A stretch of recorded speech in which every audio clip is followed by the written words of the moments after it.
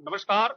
मैं आशीष सिंह जॉब मंत्रा में आप सभी सम्मानित साथियों का स्वागत करता हूं। साथ ही साथ उम्मीद करता हूं कि आप सभी लोग स्वस्थ होंगे और पढ़ाई लिखाई की बेहतरीन प्रक्रिया भी जारी होगी। तो साथियों, आइए सभी लोग जुड़ेंगे। जैसा कि आप देख रहे हैं कि भूगोल और सामने नंबर है, किसी भी प्रकार की कुछ भी जानकारी के लिए आप सभी लोग इस नंबर पर संपर्क कर सकते हैं। नंबर आपके सामने है 9250305450। तो इस नंबर पर आप सभी लोग संपर्क कर सकते हैं। साथियों, आज से हम भूगोल में समान रूप से टॉपिक वाइज चलने का प्रयास करेंगे। जैसा कि आप सभी लोग जानते हैं कि भूगोल में सबसे पहले फिजिकल ज्योग्राफी में हम एस्ट्रोनॉमी को स्टार्ट करेंगे। एस्ट्रोनॉमी से फिर आपका लिथोस्फीयर है जिसे जियोमॉर्फोलॉजी कहेंगे, इसके बाद फिर ओशनोग्राफी हो जाएगा, है ना। इसी तरह से क्रमबद्धता तरीके से हम समान रूप से चीजों को लेकर के आगे बढ़ेंगे। तो आप सभी लोग भी चाहेंगे कि इसको अच्छे से आप सभी लोग समझें, समझ करके इन प्रश्नों का सभी लोग जवाब भी दें। ठीक है। तो पहला प्रश्न देखिए आपके सामने है, क्वेश्चन को आप ध्यान समझिएगा। इसमें लिखा है कि पृथ्वी से बढ़ती दूरी के अनुसार ग्रहों का निम्नलिखित में कौन सा क्रम सही है। Which of the following is the correct order of the planets according to their increasing distance from the earth. अब इसमें चार विकल्प आपके सामने दिए हुए हैं। मार्स, वीनस, मरकरी और जुपिटर दिया हुआ है। वीनस, मार्स, मरकरी और जुपिटर दिया। इस तरह से देखिए यहाँ पे चार विकल्प आपके सामने दिए हुए हैं। ठीक है। तो आइए सभी लोग ध्यान से समझिएगा। आज का जो टॉपिक है आप देखेंगे तो एस्ट्रोनॉमी से हमने शुरुआत किया है, खगोल शास्त्र से। ओके। तो इसमें चीजों को आप सभी लोग यहाँ पे समझेंगे। आइए सबसे पहले हम लोग देखते हैं कि जो हमारा सोलर सिस्टम है, सौर मंडल, क्या है, सौर मंडल है। ठीक है। सौर मंडल को यदि हम यहाँ पे समझें तो यहाँ पर आप सभी लोगों को ध्यान रखना है कि IAU के अनुसार, IAU मतलब इंटरनेशनल एस्ट्रोनॉमिकल यूनियन, क्या है, इंटरनेशनल एस्ट्रोनॉमिकल यूनियन के अनुसार अगर देखें तो सौर मंडल में टोटल जो आप देखेंगे, टोटल प्लैनेट हैं उनकी संख्या 8। कितनी है? 8। अब इन 8 प्लैनेट्स को समान रूप से यदि हम देखते हैं तो शुरुआत अगर यहां से करें कि ये भैया मान लो सन हो गया। और सन आप सभी लोग पता ही है कि सन जो है ऊर्जा का स्रोत है, सिर्फ धरती के लिए नहीं बाकी अन्य ग्रहों के लिए भी आप जानते हैं कि जो एनर्जी का स्रोत के रूप में समान रूप से आपके सामने। ठीक है। इसी प्रकार से जैसे ये हो गया आपका मरकरी, कौन सा हो गया? मरकरी हो गया। इसी प्रकार से आप देखेंगे तो वीनस हो गया, वीनस। ठीक है। आगे ध्यान दीजिएगा तो अर्थ हो गया, अर्थ हो गया। अर्थ के बाद आप देखेंगे तो मार्स हो गया। मार्स के बाद आप देखें तो जुपिटर, सैटर्न, यूरेनस और नेपच्यून। कुछ इस प्रकार से समान रूप से आपके सामने यहाँ पर ग्रह हैं। मैं सिर्फ इसमें आपको ये बताना चाह रहा हूँ कि ये जो आठों ग्रह हैं, इन आठों ग्रहों को समान रूप से दो भागों में बांटा गया। ये एक एस्टेरॉयड बेल्ट है, याद रखिएगा, एस्टेरॉयड बेल्ट है। और यही एस्टेरॉयड जो बेल्ट है ग्रहों को दो श्रेणियों में, दो कैटेगरी में बांट देती है। ठीक है। जैसे इन ग्रहों को हम देखें तो इन ग्रहों को हम क्या कहेंगे? इनको हम इनर प्लैनेट कहते हैं। क्या कहते हैं? इनर प्लैनेट कहते हैं, यानी आंतरिक ग्रह कहते हैं। चूंकि ये सॉलिड हैं इसलिए इनको हम टेरेस्ट्रियल प्लैनेट क्या कहेंगे? टेरेस्ट्रियल प्लैनेट कहेंगे, यानी इनको हम पार्थिव ग्रह भी कहते हैं। इसी प्रकार से आप सभी लोग जानते हैं कि ये बृहस्पति हो गया, यानी जुपिटर हो गया, सैटर्न हो गया, यूरेनस हो गया और नेपच्यून हो गया। इन सभी को हम क्या कहते हैं? बाहरी ग्रह कहते हैं, बाहरी ग्रह कहेंगे, आउटर प्लैनेट कहेंगे। और ये सभी जोवियन है। जोवियन मीन्स होता है बड़े आकार के। अब देखिए यहाँ पर प्रश्न किया हुआ है कि हमारी जो पृथ्वी है, इस पृथ्वी से समान रूप से दूरी के हिसाब से देखा जाए तो देखिए जो हमारी पृथ्वी है इसमें सबसे नजदीक तो पहले वीनस ही है। पहले वीनस है, फिर इसके बाद मार्स है, देन आप मरकरी देखेंगे, फिर इसके बाद जुपिटर देखेंगे। तो यदि इस क्वेश्चन पर आप सभी लोग का आंसर जानना चाहें तो क्या होगा? इसमें पृथ्वी से बढ़ती दूरी के अनुसार ग्रहों को निम्नलिखित में कौन सा सही क्रम होगा? तो देखिए शुक्र होगा, मंगल होगा, बुध होगा, बृहस्पति होगा। इसलिए यहाँ पर बी विकल्प को सभी लोग सही करेंगे। बी विकल्प इसका राइट आंसर होगा। ओके। चलिए अगले सवाल की तरफ हम लोग बढ़ते हैं। जवाब भी सभी लोग देना चाहें तो जरूर दीजिएगा। अगला सवाल है अगला सवाल है परिक्रमा में पृथ्वी के दोनों ओर रहने वाले ग्रह हैं। यानी पृथ्वी समान रूप से जब परिक्रमा करती है, ठीक है, the planets located on either side of the earth in revolving are. यानी हमारी जो पृथ्वी है, मान लीजिए कि हमारी ये पृथ्वी है, ठीक है। अब ये पृथ्वी जब समान रूप से घूम रही है तो इसके दोनों ओर रहने वाले ग्रह कौन से होंगे? इसमें आप सभी लोगों को ध्यान रखना है, इसमें रहने वाले ग्रहों में शुक्र होगा, मंगल होगा। लेकिन अब ऑप्शन भी यहाँ पर देखिए मंगल और बृहस्पति दिया है, तो बृहस्पति तो होगा नहीं। इसी तरह बुध और शुक्र दिया है, शुक्र और शनि दिया हुआ है। अब यहाँ शनि दिया है तो इसलिए नहीं होगा। मंगल और शुक्र यहाँ पर दिया हुआ है, इसलिए समान रूप से आप देखेंगे कि पृथ्वी में, याद रखिए, परिक्रमा में पृथ्वी के दोनों रहने वाले जो समान रूप से ग्रह हैं, इसमें आप लोग मंगल और शुक्र को सही करेंगे, मार्स और वीनस को यहाँ पर आपको सही करना है। ठीक है, तो डी विकल्प को यदि आप सभी लोग सही करें तो डी विकल्प इसका राइट आंसर होगा। ठीक, बहुत बढ़िया उत्तर यहाँ पर आप सभी लोग के आने लगे हैं और काफी अच्छा लग रहा है। चलिए अगले सवाल की तरफ बढ़ते हैं। अगला सवाल है सुमेलित करना। सुमेलित करना है, यहाँ पर स्पेशल फीचर लिखे हैं, दूसरी तरफ प्लैनेट लिखा हुआ है। अगर हम देखें तो सौर मंडल का सबसे छोटा ग्रह, अब सौर मंडल का सबसे छोटा ग्रह, यानी अगर हम 2006 के पहले की बातचीत करें तो 2006 के पहले यानी 2006 के पहले अगर हम देखें तो सबसे छोटा जो ग्रह था वह प्लूटो था।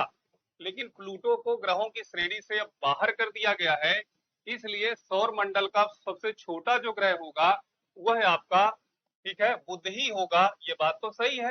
अब इसमें लिखा है largest planet in the solar system, largest planet of the solar system. क्योंकि सोलर सिस्टम में स्थित ग्रहों को दो श्रेणियों में हमने बांटा, एक है पार्थिव ग्रह और दूसरे हैं जोवियन ग्रह। तो जोवियन मतलब ही होता है बड़े आकार के ग्रह। बड़े आकार के ग्रहों में 4 ग्रह शामिल हैं, जिसमें बृहस्पति है, शनि है, अरुण है और वरुण है। मींस जुपिटर है, सैटर्न है, यूरेनस है और नेपच्यून है। लेकिन जो सबसे बड़ा है वह है आपका बृहस्पति है। तो यहाँ पर आप देखेंगे बृहस्पति हो गया। फिर इसके बाद लिखा है सौर मंडल से सूर्य से दूसरा स्थान का ग्रह, planet second in distance from sun in the solar system. अब इस पॉइंट को आप सभी लोगों को समझना है कि सूर्य से सबसे नजदीक स्थित ग्रह तो आप सभी लोग जानते हैं कि बुध ही है ना। लेकिन दूसरा सबसे नजदीक स्थित ग्रह कौन सा है? तो आप यहाँ पर शुक्र को बताएंगे। और सूर्य से सबसे दूर स्थित जो ग्रह है वह आपका नेपच्यून होगा। इस तरह से आप सभी लोग देखेंगे कि इसका जो सही उत्तर होगा वो एक पहले के लिए, यहाँ पे याद रखिए पहले के लिए एक होगा। चलिए एक ये मिला, दूसरे के लिए तीसरा होगा, यानी बी के लिए तीसरा होगा।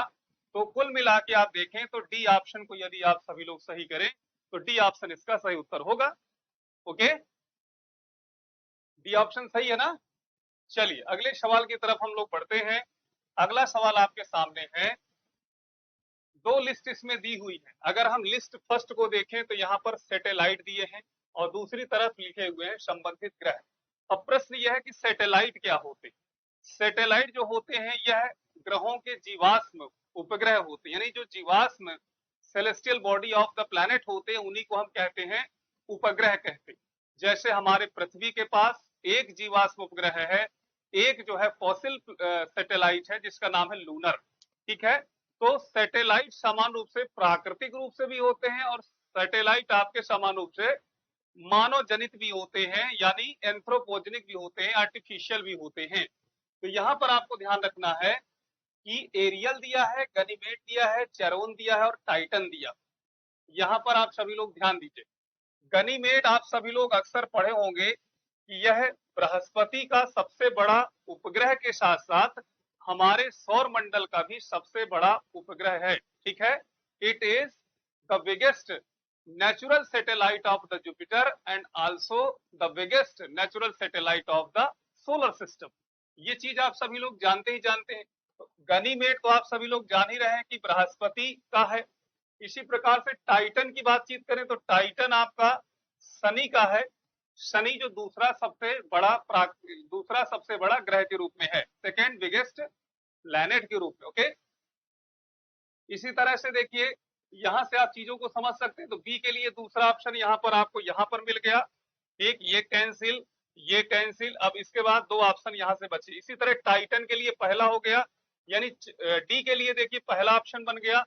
इसी प्रकार से ए के लिए अगर हम बातचीत करें तो यूरेनस का हो गया, और यहां पर सी के लिए बातचीत करें तो ये तीसरे का हो गया।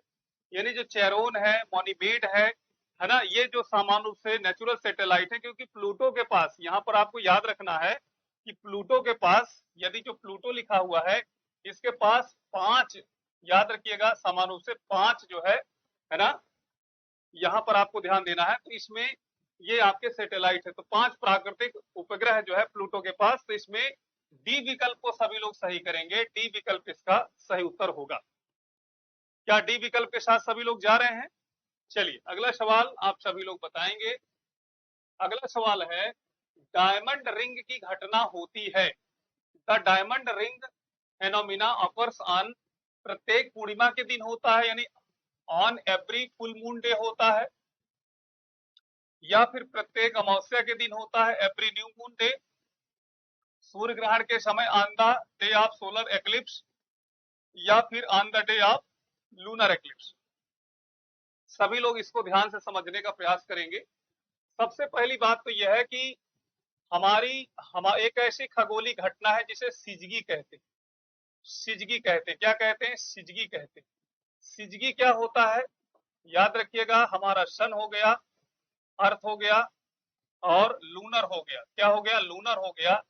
ये जब तीनों एक सीध पर होते हैं, स्ट्रेट लाइन पर होते हैं, तीनों एक सीध पर होते हैं, तो एक ऐसी खगोलीय घटना जिसमें सूर्य, पृथ्वी तथा चंद्रमा एक सीध पर स्थित होते हैं, उसी को सिजगी कहते हैं। अब सिजगी की दो अवस्थाएं होती है, याद रखिएगा, एक होता है युति और एक होता है वियुति। युति की जो अवस्था होती है इसे हम समान रूप से क्या कहते हैं? अमावस्या। क्या कहते हैं? अमावस्या। और ये जो अवस्था होती है इसे कहते हैं पूर्णिमा। ठीक, अब एक चीज ध्यान दीजिएगा, प्रत्येक अमावस्या को सोलर एक्लिप्स नहीं होगा, यानी प्रत्येक अमावस्या को सूर्य ग्रहण, अगर आप समझें कि सूर्य ग्रहण होगा तो नहीं होगा, लेकिन सूर्य ग्रहण जब भी होगा अमावस्या को ही होगा। इस पॉइंट को आपको याद रखना। इसी तरह से वियुति की जब बातचीत करते हैं तो प्रत्येक पूर्णिमा को सूर्य ग्रहण यानी लूनर एक्लिप्स नहीं होगा, लेकिन लूनर एक्लिप्स जब भी होगा वह आपका पूर्णिमा को ही होगा। इसका मतलब यह है कि अमावस्या को ही सूर्य ग्रहण होता है, सूर्य ग्रहण होता है। अब सूर्य ग्रहण है क्या? जिसमें आप देखेंगे कि चंद्रमा जो लूनर होता है वो सन और अर्थ के मध्य में आ जाए, तो इसमें से आप देखेंगे सूर्य का प्रकाश पृथ्वी पर नहीं पहुंच पाता, और पृथ्वी के जो लोग हैं जब सूर्य को देखते हैं तो नहीं दिखाई देता है। इसी को हम सोलर एक्लिप्स कहते हैं। अब सोलर एक्लिप्स में आप सभी लोग ध्यान दीजिएगा, सोलर एक्लिप्स में जब सूर्य नहीं दिखाई देगा तो सूर्य में आप सभी लोग जानते हैं कई परतें होती हैं। यानी अगर हम सन की लेयर की बातचीत करें तो सन में कई लेयर होती है, जिसमें आप देखेंगे डायमंड रिंग हो गया, क्रोमोस्फियर हो गया, फोटोस्फियर हो गया, कन्वेक्शन लेयर हो गया, रेडिएटिव लेयर हो गया, और क्रोड हो गया। तो सूर्य ग्रहण के समय में ही आप देखेंगे तो सूर्य का जो बाहरी वलय होता है जिसे हम डायमंड रिंग कहते हैं, सूर्य किरीट कहते हैं, या सूर्य का कोरोना कहते हैं, यही ही सिर्फ और सिर्फ दिखता है। ठीक है, तो कब दिखता है? सूर्य ग्रहण के समय ही ये समान रूप से दिखता है। इसलिए सूर्य ग्रहण के दिन आप सभी लोगों को सही करना चाहिए। यह हम मानते हैं कि अमावस्या के दिन सूर्य ग्रहण होता है, लेकिन प्रत्येक अमावस्या को सूर्य ग्रहण जब नहीं होगा, इसका मतलब यह है कि सूर्य ग्रहण के समय में ही आप देखेंगे डायमंड रिंग दिखेगा। अब ये जो डायमंड रिंग है जिसे सूर्य का कोरोना भी कहते हैं, याद रखिएगा, आप सभी लोग जानते हैं कि इसको समझने के लिए, इसकी जानकारी के लिए, इंफॉर्मेशन के लिए 2 सितंबर 2023 को इसरो के द्वारा, किसके द्वारा साथियों? इसरो के द्वारा आदित्य L1 को कहीं ना कहीं सूर्य के पहले ऑर्बिट में भेजा गया था, क्योंकि सन के 5 ऑर्बिट, यहाँ पर आपको ध्यान देना है, जब हम बात करते हैं सन, किसकी बात करते हैं, सन की बात करते हैं, तो सन के कितने हैं, 5 ऑर्बिट हैं, ठीक है, 5 ऑर्बिट हैं, यहाँ पर ध्यान दीजिएगा। अब इनको हम L1, L2, L3, L4 और L5 के नाम से जानते हैं, जिसमें L का मतलब होता है लैंग्वेज। लैंग्वेज लैंग्वेज नाम के खगोल शास्त्री ने इन ऑर्बिट को पहचाना था, इसलिए इसे हम लैंग्वेज नाम देते हैं। अब जो आदित्य L1 है वो किस ऑर्बिट पर भेजा गया, सूर्य के पहले ऑर्बिट पर भेजा गया है, जिसे आदित्य L1 के नाम से जानते हैं। अगर हम रॉकेट नेम का नाम जाने, रॉकेट नाम किसका, आदित्य L1 के रॉकेट का नाम जाने, तो PSLV, ठीक है ना, C57 ये इसके रॉकेट का नाम है। इसको भी सभी लोग अच्छे से याद रख लेंगे। तो यहाँ पर यदि हम वापस आए तो यहाँ पर हम देखेंगे इसका सही उत्तर कौन सा होगा, सूर्य ग्रहण के दिन होगा, on the day of solar eclipse होगा। क्लियर हो गया। चलिए अब आप अगले सवाल की तरफ बढ़ेंगे। अगला सवाल आपके सामने है, एक क्वेश्चन है, शुक्र पर मानव जीवन का होना अत्यधिक असंभव है, यानी कह रहा है कि जो शुक्र है वहां पर मानव जीवन असंभव है। क्यों असंभव है, क्योंकि यहाँ ग्रीन हाउस गैसों की अधिकता है, ग्रीन हाउस गैसों की अधिकता है, और ग्रीन हाउस गैसें इसको जो है फायर बॉल बनाए रखती है। क्या बनाए रखती है, फायर बॉल बनाए रखती है। और फायर बॉल में तो आप सभी लोग जानते हैं कि जो हमारा जीवधारी है वो तो समान रूप से नहीं रह पाएगा। जैसे हम अर्थ की बात करें तो अर्थ का जो एटमॉस्फेयर है, क्या उसमें सिर्फ और सिर्फ ग्रीन हाउस गैसेस है, नहीं भाई। हमारा जो एटमॉस्फेयर है वो एयर ब्लैंकेट है, जरूरत वाली गैसें ज्यादा मात्रा में और कम जरूरत वाली गैसें कम मात्रा में पाई जाती है, जो पृथ्वी को ना तो फायर बॉल बनने देती है ना तो आइस बॉल बनने देती है। लेकिन यहाँ पर आप देखेंगे ग्रीन हाउस गैसों की अधिकता है, इसलिए तापमान बहुत ज्यादा है, हॉटेस्ट प्लैनेट कहते हैं, प्रेशर कुकर प्लैनेट कहते हैं, ठीक है, ये चीज आप सभी लोग जानते ही होंगे। ये स्टेटमेंट सही है। शुक्र के वायुमंडल में कार्बन डाइऑक्साइड का उच्च स्तर है। अब कार्बन डाइऑक्साइड का उच्च स्तर है, आप ही बताइए क्या carbon dioxide greenhouse gas नहीं है। Carbon dioxide greenhouse gas वे गैस हैं, यानी those are the gases which increasing the average temperature of the planet called greenhouse gases. अब उसमें कार्बन डाइऑक्साइड गैस भी है ना, विशेष रूप से सबसे ज्यादा पाई जाती है हमारे पृथ्वी में, क्योंकि दलदल वाला क्षेत्र भी है, इसलिए यहाँ पर आप देखेंगे मार्स गैस भी पाई जाती है। ओके, तो इसलिए दोनों स्टेटमेंट सही है, और आर जो है पहले वाले की व्याख्या भी करता है, इसलिए यहाँ पर देखेंगे both A and R R true and R is the correct explanation of A. तो इसलिए ए विकल्प को सभी लोग सही करेंगे। ए विकल्प क्या रहेगा साथियों, सही रहेगा। अगले क्वेश्चन की तरफ बढ़ते हैं, ध्यान दीजिएगा। अगला है, एक ग्रह के दिन का मान उसके अक्ष का झुकाव लगभग पृथ्वी के दिन के मान और झुकाव के समतुल्य है।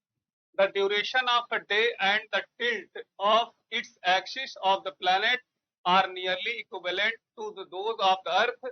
This is true for। ये सही है। अब आपको समझना है, ध्यान दीजिएगा। जैसे हम अर्थ की बात करते हैं, अर्थ में आप सभी लोग जानते हैं कि जो एक्सियल मोशन होता है, एक्सियल जो मोशन होता है, ठीक है, एक्सियल जो मोशन होता है वह बताइए 24 घंटे का होता है कि नहीं होता, लगभग 24 घंटे का। यानी अगर इसको हम थोड़ा सा और अच्छे करें तो 23 घंटे, ठीक है, 56 सेकेंड, याद रखिएगा 56, 23 घंटे और 56 मिनट करिएगा, 56 मिनट और 4 सेकेंड के लगभग होता है, लगभग इसी को हम 24 घंटे मानते हैं, ठीक है। तो ये पृथ्वी जो अपना एक एक्सियल मोशन है वह लगभग 24 घंटे में कंप्लीट करती है, ये चीज आपको समझना। इसी प्रकार से यहां पर आपको ध्यान देना है कि जो मार्स है, जब हम मार्स की बात करते हैं, किसकी, मंगल की बातचीत करते हैं, तो मंगल का जो एक्सियल मोशन है वह भी लगभग आप देखेंगे कि 24.5 घंटे, यानी याद रखिएगा 24.5 घंटे में कंप्लीट होता है। तो एक समतुल्य, तो ये चीजें आप देखने को मिल रही है। दूसरा सभी लोग ध्यान देने का प्रयास करेंगे कि हमारी पृथ्वी अपने अक्ष पर कितना झुकी है, तो 23.5 डिग्री झुकी हुई है। कितना झुकी हुई है? 23.5 डिग्री झुकी हुई है। जबकि अगर हम मार्स का एक्सियल मोशन देखें तो यह लगभग लगभग आप देखेंगे कि 24.5 डिग्री झुकी हुई है। इसलिए समतुल्य में अगर आप देखेंगे तो मंगल के विषय में आप सभी लोग ऐसा बता सकते हैं कि मंगल ही समान रूप से वह ग्रह है जिसके दिन की अवधि और एक्सियल जो आपका टिल्टेड है, झुकाव है, वह लगभग लगभग पृथ्वी के बराबर। ठीक, चलिए, तो मैं उम्मीद करता हूं कि आप सभी लोग डी विकल्प को सही करेंगे। डी विकल्प इसका राइट ऑप्शन होगा। अगला सवाल हम लोग देखते हैं। नेक्स्ट है, कृष्ण छिद्र सिद्धांत को प्रतिपादित किया था। The theory of black hole was, ठीक है, प्रोपाउंडेड बाय, किसके द्वारा? सीवी रमन के द्वारा है, एच जे भाभा के द्वारा है, एस चंद्रशेखर के द्वारा है, या फिर हरगोविंद सिंह खुराना के द्वारा? हरगोविंद सिंह खुराना का जो संबंध है वह आप सभी लोग जानते हैं बॉटनी से है ना? बॉटनी से है, यानी जूलॉजी से आप कह सकते हैं, जूलॉजी से कह सकते हैं, यानी जीव विज्ञान से, जीव विज्ञान से है।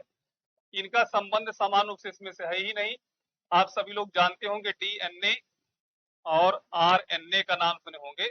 इनका संबंध तो इसमें से है, तो ये ऑप्शन तो रहेगा ही रहेगा नहीं। ठीक, एच जे भाभा, भाभा को एटॉमिक मैन ऑफ इंडिया कहा जाता है, एटॉमिक मैन ऑफ इंडिया कहा जाता है।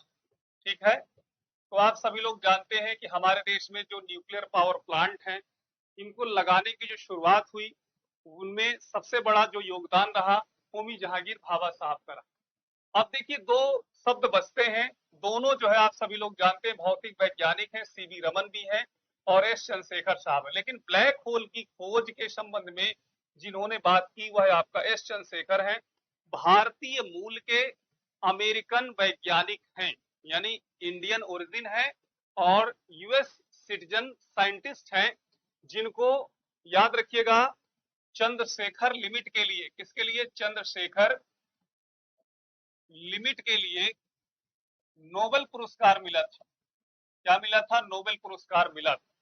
अब प्रश्न है कि आखिर कृष्ण क्षेत्र है क्या? तो ध्यान दीजिएगा, जो आपका ब्लैक होल है, ब्लैक होल साथियों यह हाई एक्सेलरेशन वाला क्षेत्र है, उच्च आवेग से ये घूमता है, जिसके कारण आप सभी लोग जानते हैं कि इसमें सूर्य का प्रकाश भी बाहर नहीं आ पाता। जब सूर्य का प्रकाश बाहर नहीं आएगा तो इसका मतलब इसे हम खगोल, है ना, खगोलीय दूरदर्शी से या फिर खगोल सूक्ष्मदर्शी से भी समान रूप से इसको हम नहीं देख सकते हैं। ये चीज आपको समझना है।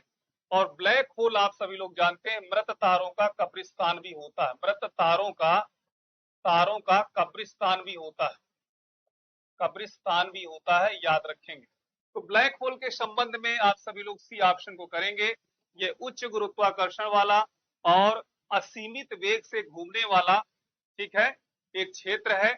और इस क्षेत्र में कोई भी पिंड, यदि आप देखेंगे कोई भी पिंड चंद्रशेखर लिमिट को क्रॉस करके आगे बढ़ता है तो उसी में ये समाप्त हो जाता है, जिसे ब्लैक होल कहते हैं। ठीक है, तो चंद्रशेखर साहब अर्थात सी ऑप्शन को सभी लोग सही करेंगे।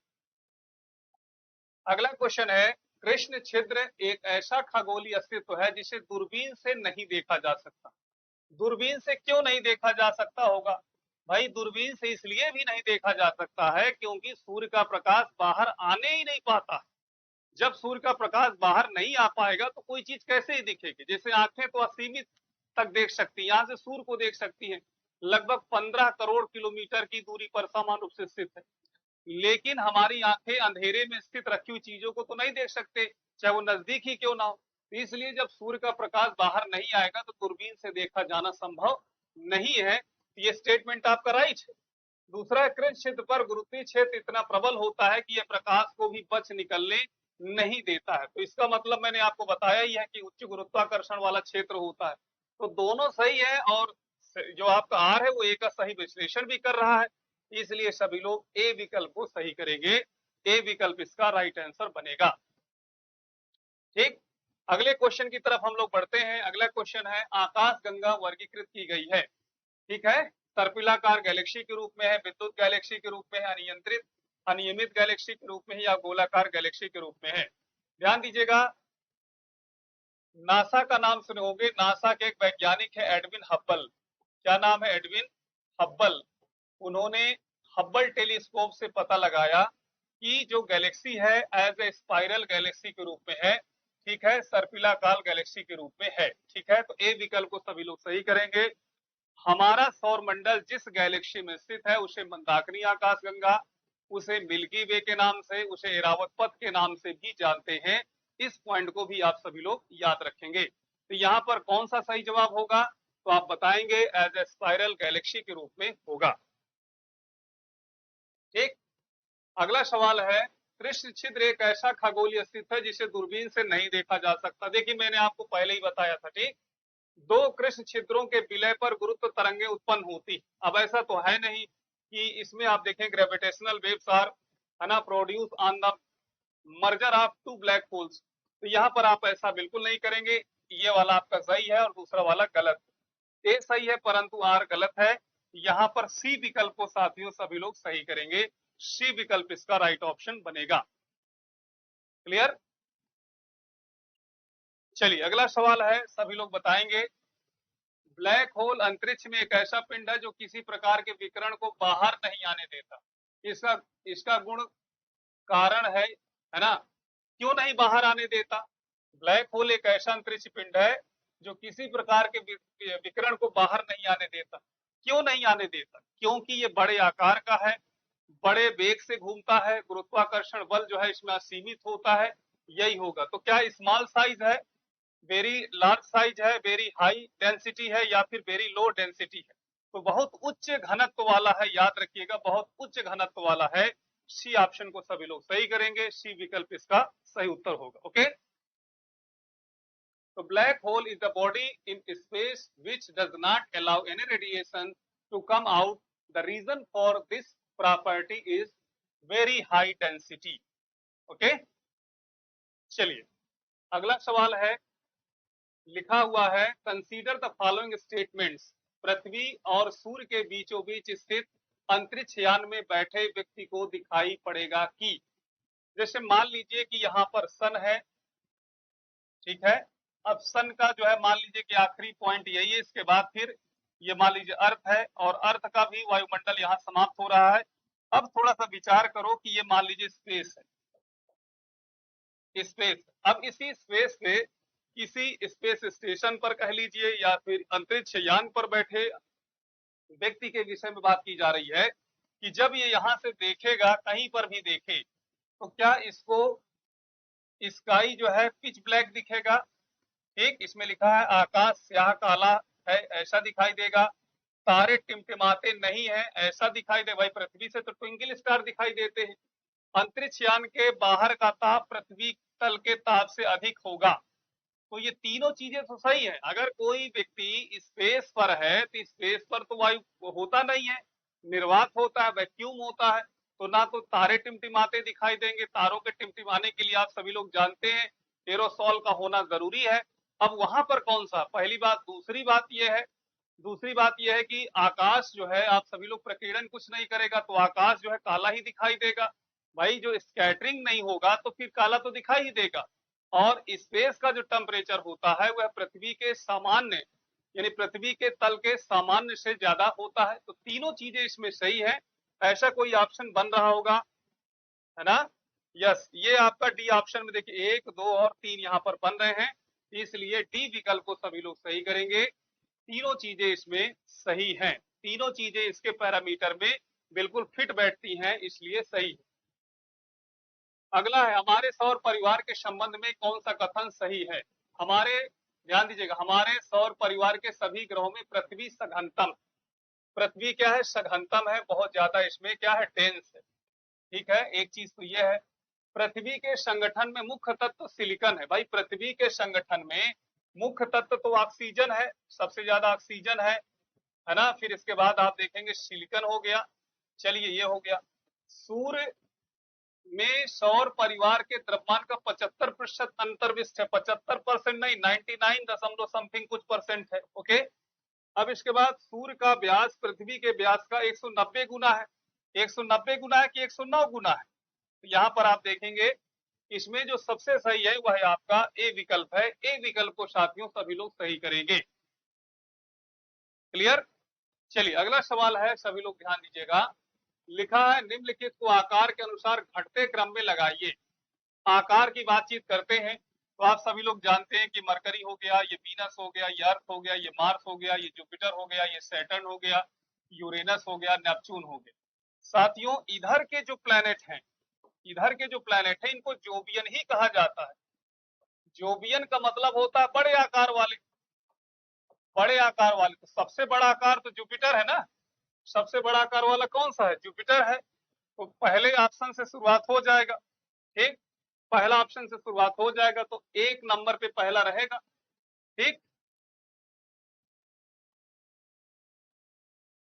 आकार में निम्नलिखित को आकार के अनुसार घटते क्रम में लगाइए तथा नीचे दिए गए कूट से सही उत्तर को आपको चुनना है।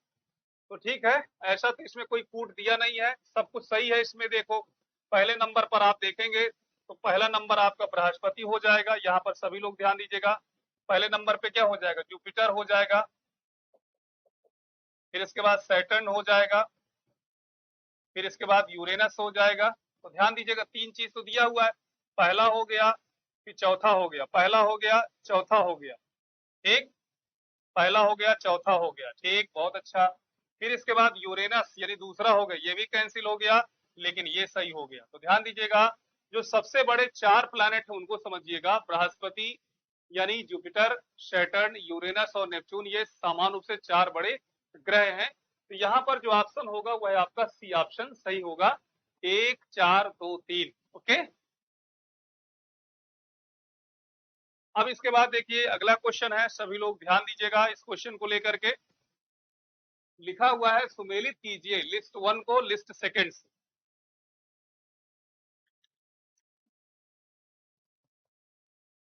बताएंगे सभी लोग। देखिए आर्कटिक लिखा है, अंटार्कटिक लिखा है, अंतरराष्ट्रीय तिथि रेखा लिखा है और विषुवत रेखा लिखी।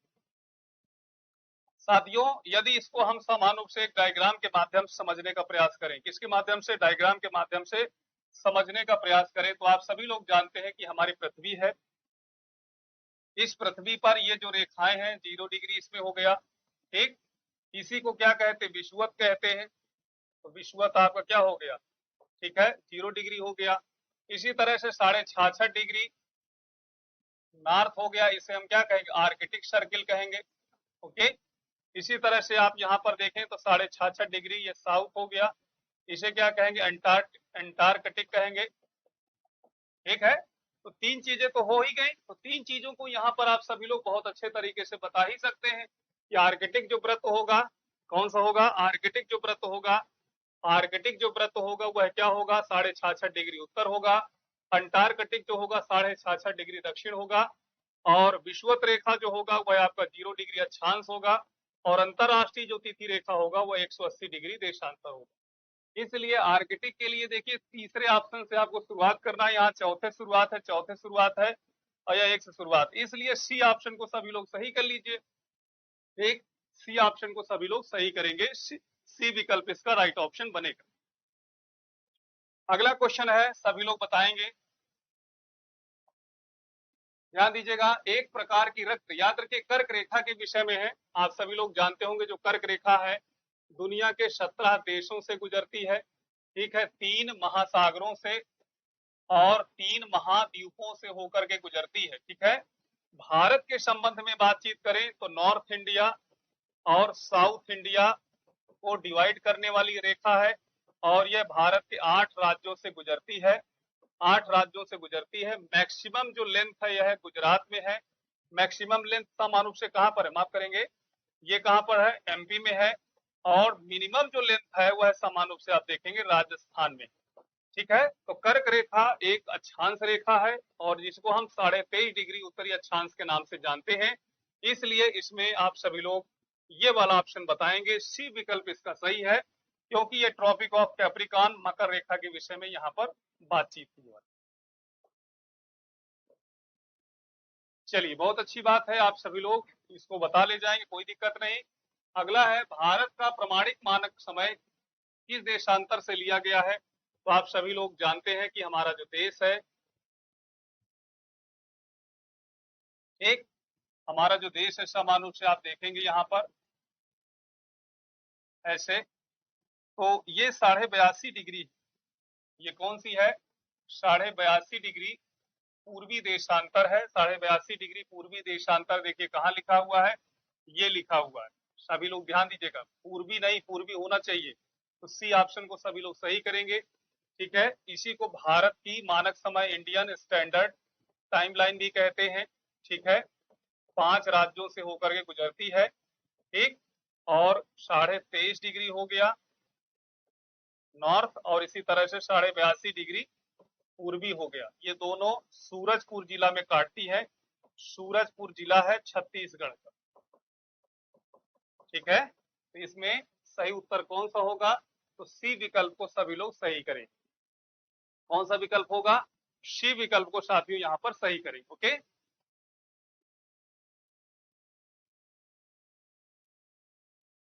चलिए अगले सवाल की तरफ हम समान रूप से बढ़ते हैं। किसी स्थान का मानक समय निर्धारित करने का आधार होता है।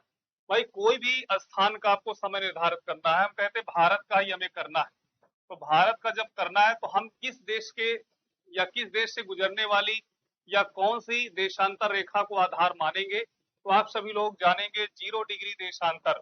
0 डिग्री देशांतर को एक ऐसी लाइन बोला जाता है जिसे हम अंतरराष्ट्रीय मानक समय रेखा कहते हैं, ग्रीनविच मीन टाइम कहते हैं।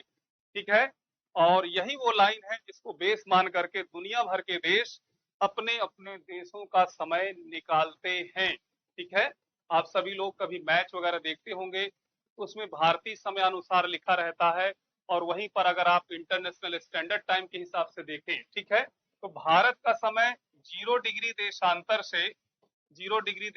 से कितने घंटे आगे है, 5.5 घंटे आगे। ठीक है, क्या है आगे, ये चीज आपको ध्यान रखना है। तो इसमें देशांतर रेखा, सिर्फ देशांतर रेखा काम नहीं चलेगा, अक्षांश रेखा, लैटिट्यूड नहीं, अंतरराष्ट्रीय तिथि रेखा, प्रधान मध्याह्न रेखा, ये आपका हो गया। ओके, जिसे हम क्या कहते हैं, आईएसटी भी कहते हैं, जीएमटी भी कहते हैं, प्राइम मेरिडियन लाइन भी कहते हैं। ओके, तो ये आपका यहाँ पर डी विकल्प को सभी लोग सही करेंगे। अगला प्रश्न है, अंतरराष्ट्रीय तिथि रेखा 180 डिग्री देशांतर से थोड़ा विचलित। ठीक, अंतरराष्ट्रीय जो तिथि रेखा है जिसे हम 180 डिग्री देशांतर कहते हैं, थोड़ा विचलित है। क्यों विचलित है, विचलित होने का मतलब यह है कि जैसे यहाँ पर आपको समझना है कि ये यहाँ से ये जो आपका क्षेत्र है, ये इसको हम समान रूप से कमचटका प्रायद्वीप कहते हैं। कमचटका प्रायद्वीप कहते हैं, रूस का है। और यहाँ पर आप देखेंगे, यहाँ पर आप देखेंगे समान रूप से तो आपको मिलेगा जिसे हम कहते हैं अलास्का। क्या कहते हैं, अलास्का कहते हैं। अलास्का यूएसए का है। अब ये जो लाइन है 180 डिग्री वो कुछ इस प्रकार से आ रही है, लेकिन यहाँ पर इसको इस प्रकार से तोड़ मड़ोड़ करके फिर नीचे लाया गया। तो इस तरह की जो समान रूप से जिगजैग कंडीशन बन रही है वो किस लिए बन, ठीक, इसको तो सीधा होना चाहिए। अगर सीधा कर देंगे तो कहीं ना कहीं जो तिथि है उसको लेकर के प्रॉब्लम आ सकती है। तो बताइए, समान प्रशासन के अंतर्गत स्थित द्वीप समूह को विभाजित नहीं करती। समान प्रशासन के अंतर्गत स्थित द्वीपों को विभाजित नहीं करती है। Does not divide island group under the same administration. ठीक है, divide the Pacific Ocean two equal parts, गलत बात। बेरिंग कटक को विभाजित नहीं करती है, बेरिंग कटक को विभाजित नहीं करती है। ठीक, divide the same administrative land mass. तो इसमें देखिए सही उत्तर कौन सा है, तो आप सभी लोग ए विकल्प को बताइए, ए विकल्प इसका सही जवाब होगा। क्लियर। इसके बाद देखिए अगला सवाल, आप सभी लोग ध्यान दीजिए। अगला सवाल है, पृथ्वी तल पर वह काल्पनिक रेखा जो 180 डिग्री मेरिडियन के लगभग समानांतर है। तो सीधी सी बात है, समानांतर तो यही है, तो आप सभी लोग ए ऑप्शन को सही करेंगे। यानी 180 डिग्री को ही तो अंतरराष्ट्रीय तिथि रेखा कहते हैं, कोई दिक्कत नहीं। अगला है, जब कोई व्यक्ति अंतरराष्ट्रीय तिथि रेखा को पार करता है तो एक दिन बढ़ जाता है। मान लीजिए कि ये 0 डिग्री है, ठीक है, 0 डिग्री, और ये है आपका 180 डिग्री। ठीक है, ये है 180 डिग्री। तो आप 0 डिग्री की यदि इधर की तरफ आते हैं तो समय क्या होता है, घटता है। समय क्या होगा, घटेगा। और अगर इधर की तरफ आप जाते हैं तो समय क्या होगा, बढ़ेगा। ये बात मानते हो कि नहीं? यदि इधर पूर्वी की तरफ ईस्ट हेमेस्फीयर में जाएंगे तो समय बढ़ेगा और वेस्ट हेमेस्फीयर में जाएंगे तो समय घटेगा। तो इस लाइन को तो कहा नहीं है। इसने कहा जब कोई व्यक्ति अंतर्राष्ट्रीय तिथि रेखा को पार करता तो एक दिन बढ़ जाता।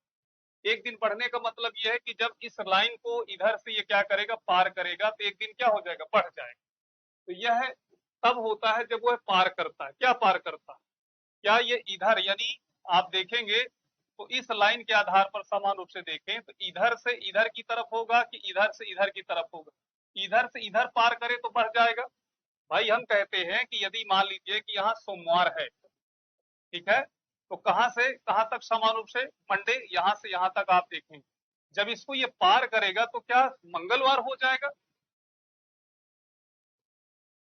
ठीक, सभी लोग ध्यान दीजिएगा। क्या इस लाइन को पार करें, अब या तो इधर से इधर की तरफ बात करें या फिर इधर से इधर की बात करें, बढ़ेगा किधर की तरफ से? प्रश्न ये है कि बढ़ेगा किधर की तरफ से, इसको सभी लोग बताने का प्रयास करिए। नैन्सी जी हैं, स्वागत है आप सभी लोगों का। मैं उम्मीद करता हूं कि आप सभी लोग बहुत अच्छे तरीके से चीजों को बताएंगे, ठीक है। और इसका जवाब क्या होगा, सभी लोग बताने का प्रयास करें। तो यहाँ पर ध्यान दीजिएगा, क्या उत्तर से दक्षिण की ओर रहेगा? उत्तर से दक्षिण का तो इसमें कोई मामला ही नहीं। उत्तर से पूर्व ये भी नहीं। अब देखिए दक्षिण, उत्तर से पूर्व है ना, और दक्षिण से पूर्व दिया है। तो दक्षिण और उत्तर जहां जहां पर भी रहे, पहले इसको आप हटा दीजिए। तो इसमें पूर्व से पश्चिम की ओर आप सभी लोग देखेंगे, बी विकल्प को सभी लोग सही करेंगे। ओके, बी विकल्प इसका राइट ऑप्शन बनेगा।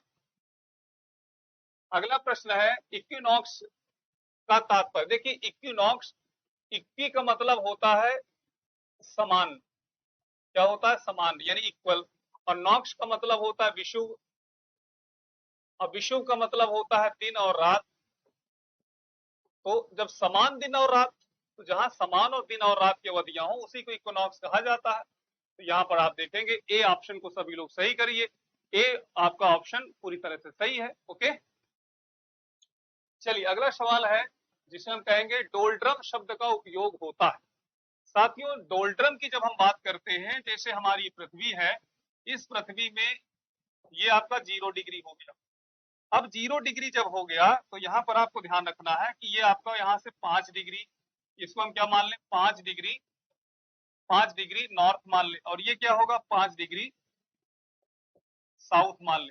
अब देखिए इधर से इधर की तरफ जो हवाएं आती हैं ऐसे, जिसे हम ट्रेड विंड कहते हैं, या फिर इधर की तरफ से इधर की तरफ जो हवाएं आती हैं, यानी 30 डिग्री साउथ से और 30 डिग्री नॉर्थ से, जो 5 डिग्री की तरफ से हवाएं आती हैं, ये हवाएं पांच, याद रखिए 5 डिग्री के आसपास ये क्या हो जाती, कन्वर्जेंट हो जाती, मुड़ जाती। यानी ये हवाएं कुछ इस प्रकार से आकर के और इसी के सहारे मुड़ करके फिर ऐसे हो जाती, ठीक है। तो नाविकों के द्वारा 0 से 5 डिग्री उत्तर दक्षिण वाला जो क्षेत्र है, यह शांत क्षेत्र है। कैसा क्षेत्र है, शांत क्षेत्र है। यहाँ पर जितना नाव में पतवार चलाएंगे बस नाव उतना ही बढ़ेगी, यानी नाव संचालन में कहीं ना कहीं बड़ी प्रॉब्लम होती है।